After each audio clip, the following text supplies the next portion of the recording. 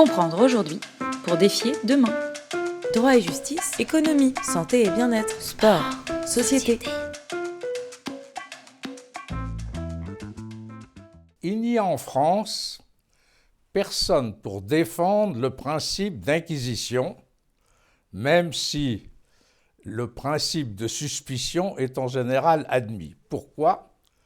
Parce que c'est le souvenir de M. Simon de Montfort qui a envoyé les Albigeois au XIIIe ou XIVe siècle tuer les cathares, les brûler dans leur château en disant « tuez-les tous, Dieu reconnaîtra les siens », ce qui d'ailleurs a été historiquement contesté. Mais lorsque le code de procédure pénale que j'ai évoqué dans la suspicion a été créé, il a été dénommé dans sa procédure inquisitoire, avec une bonne raison à l'origine. Tout ce que nous avons fait a toujours été, disons, dans le miroir des anglo-saxons. Le juge anglo-saxon est simplement arbitre dans une procédure accusatoire où les deux parties s'accusent, voire mutuellement, et se défendent mutuellement.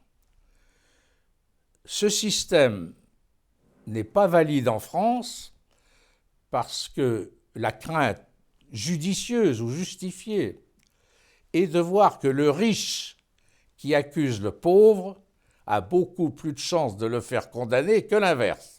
Donc c'est le juge qui prend le dossier en main et qui décide qui sera coupable ou qui sera absous.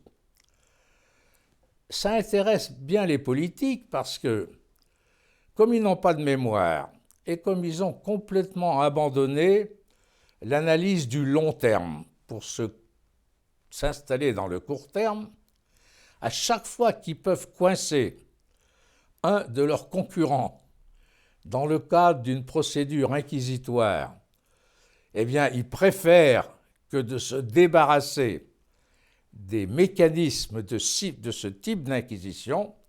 Nous en avons débattu 20 fois aux entretiens de Saintes. Il y a même un bouquin qui traite du juge d'instruction échec et mat, où les plus grands spécialistes sont intervenus et qui est un régal à lire maintenant alors qu'il remonte à 10 ans. Donc, cette procédure inquisitoire, qui est la contrepartie de cette espèce d'absence totale de mémoire à long terme des hommes politiques, elle s'est petit à petit étendue en utilisant le principe de suspicion dans l'ensemble des médias avec la création d'une presse d'investigation.